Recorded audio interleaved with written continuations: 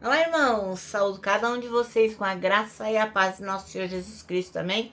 Meu nome é Miriam Anita, estamos aqui para estudarmos um texto do irmão Tiago Bernardo Fernandes de Faria. Por quê? Porque hoje é segunda-feira, a primeira segunda-feira do mês, e toda primeira segunda-feira do mês quem faz o devocional é o irmão Tiago. E ele chama esse dia de Amor em Ação. O irmão Tiago, ele é mestre em teologia, administrador, teólogo e escritor. Ele é fundador do Ministério Equipar, líder global de cidades estratégicas de missões mundiais, e ele é de Indaiatuba, São Paulo.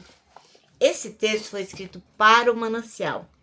E o Manancial é uma publicação da União Feminina Missionária Batista do Brasil, que oferece 365 meditações, uma para cada dia do ano. São textos devocionais escritos através de porções bíblicas, e a gente sabe que a Bíblia é a palavra de Deus, para inspirar, confortar, confrontar, fortalecer e edificar espiritualmente a minha e a sua vida. São gotas de esperança diárias que promovem não só crescimento, como também transformação. Vocês sabem, eu não escrevi o texto, quem escreveu foi o irmão Tiago Bernardo. O que eu vou fazer? Vou ler com vocês e contar aquilo que eu entendi. Então, eu quero pedir para vocês que, se não se inscreveram no canal, que o façam. Lembrando que o que tem de especial no nosso devocional é a palavra de Deus. Então, ela deve ser divulgada. Poxa vida, então eu conto com você para que você faça a sua parte e divulgue essa palavra. Eu gravo e também compartilho. E eu espero que você faça a sua parte também, tá bom? Então vamos orar? Vamos orar para a gente possa entender como que é isso aí. Servir o inimigo, ai, ai, ai. Senhor Jesus, nós te agradecemos o privilégio de estudarmos a tua palavra, o privilégio de termos liberdade de poder orar, falar de ti e manusear a sua Bíblia. Muito obrigada por tudo, pela tua palavra, que nós possamos compreender o que o Senhor tem de especial para nós. Em teu nome que oramos. Amém. Meus irmãos, então hoje nós leremos Romanos 12, de 9 a 21. E esse texto vai ensinar que o verdadeiro amor cristão se manifesta até mesmo diante dos inimigos. Então, o irmão Paulo, o apóstolo Paulo, ele vai exortar a gente a não retribuir o mal com o mal, mas a vencer o mal com o bem, servindo e ajudando até aqueles que nos perseguem. Olha só, não é fácil não, né? Mas essa é a orientação. O texto vai mostrar pra gente que o caminho de Cristo é o da misericórdia, é o da superação, aquele amor que supera o ódio pela prática dele. Né? Então, assim, o ódio de tanta gente praticar o amor, o ódio vai sendo superado. Qual que é a mensagem central desse texto que leremos, né? Romanos 12, de 9 a 21. Primeiro que o irmão Paulo, o apóstolo Paulo, vai começar pedindo que o amor seja sem hipocrisia, rejeitando o mal e se apegando ao bem. Então temos que ter um amor genuíno. Outra coisa, o amor deve se expressar em honra mútua, dedicação e alegria ao serviço. Então, é um amor e um serviço fraternal. Outra coisa é que o cristão é chamado a ser fervoroso no espírito, paciente na tribulação e constante na oração. Então, nós temos que perseverar na fé. O irmão Paulo também, o apóstolo Paulo, manda a gente abençoar todo mundo que persegue a gente. E ficar contente com os que estão contentes. E chorar com quem está chorando. Então a gente não deve pagar o mal com o bem. Ou não deve pagar o mal com o mal, deve pagar o mal com o bem. Outra coisa é que ele fala o seguinte: se o seu inimigo tiver fome, você vai dar comida para ele. Se ele tiver com sede, vai lá e dá água. E esse tipo de coisa não é de fraqueza, mas de força espiritual, pois demonstra que o bem é mais poderoso que o ódio. Bom, então a gente tem que vencer o mal com o bem. Então o topo da mensagem, o clímax dela, é que o cristão não deve ser vencido pelo mal, mas tem que vencer o mal com o bem. E qual é a aplicação prática? Bom, é que a tendência humana é revidar, mas o irmão Paulo, ele ensina a gente que a vingança pertence a Deus, então a gente tem que superar a vingança. Outra coisa é que Jesus venceu o mal com o bem, inclusive na cruz, né? Quando ele orou por aqueles que o crucificavam. Isso é um exemplo que Cristo nos dá. E outra coisa é que em vez de a gente ficar perpetuando esse ciclo de ódio, nós, os cristãos, somos chamados a quebrar esse ciclo com atos de bondade. Isso vai transformar a nossa sociedade. Moral da história. Romanos 12, de 9 a 21, é um chamado hiper mega radical. Amar é servir até os inimigos. Isso não significa aceitar injustiça, de forma nenhuma. Você não tem que aceitar qualquer injustiça passivamente. Não, não, não, não, não. Mas a gente tem que responder a essas injustiças com atitudes que refletem o caráter de Deus. Então, o texto vai nos desafiar a viver uma ética que vai transcender a lógica humana e apontar para o reino de Cristo, onde o amor é a alma mais poderosa. Amém? Bom, então vamos ler o nosso texto, Romanos 12, de 9 a 21. E como eu sempre falo para vocês, eu estou lendo aqui na minha tradução, que é a nova tradução na linguagem de hoje.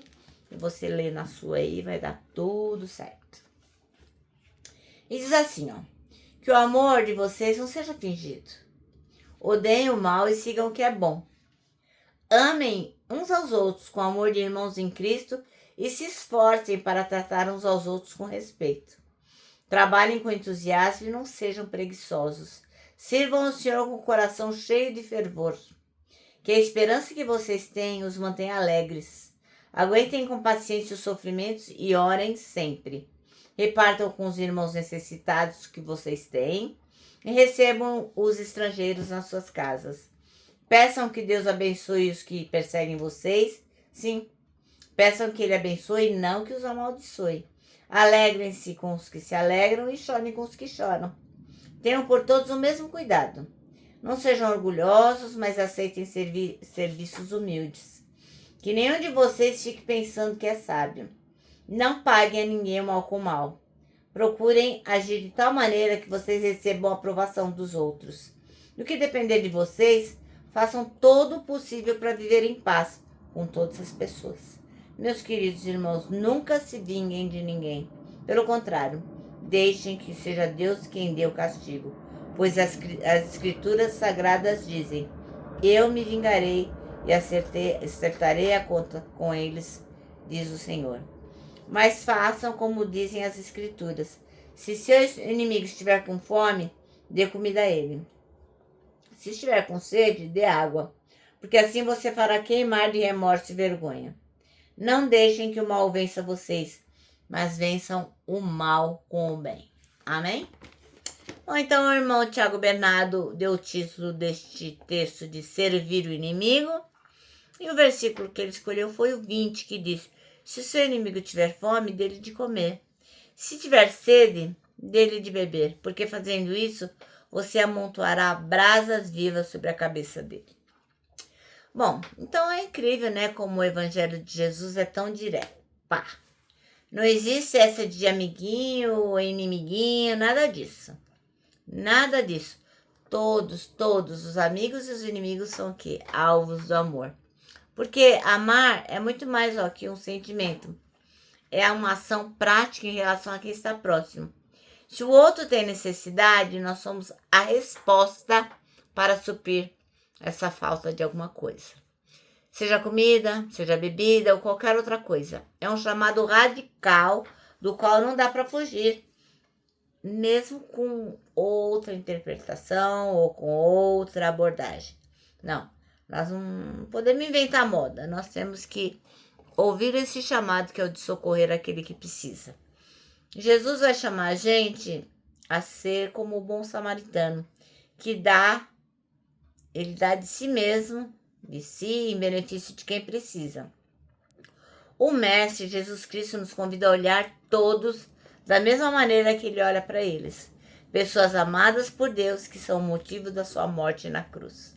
Então não interessa se o outro é bom, mau, arrogante ou não. Nós temos que olhar como Jesus olhou.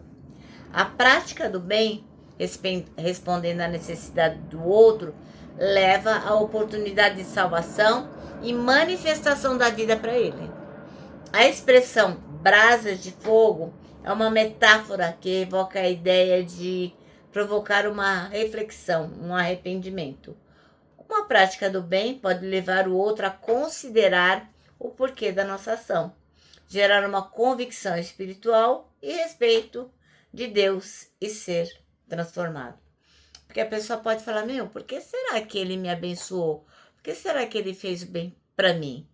E aí ele pode considerar aquilo e, sei lá, né? Pode gerar ali uma convicção espiritual. E quem sabe, né? Ele possa se voltar para Deus e ser realmente transformado. Bom, nosso manancial termina assim, ó.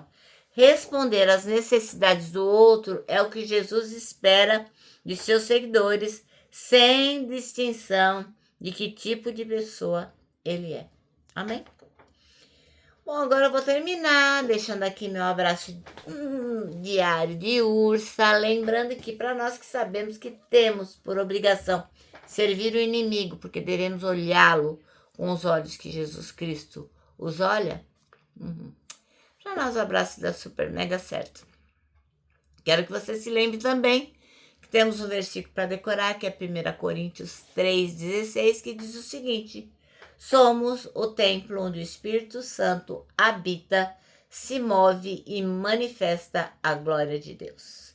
E agora eu termino com uma frase de Augusto Nicodemos, o reverendo, que diz o seguinte: arrependimento não é quando você chora, é quando você muda.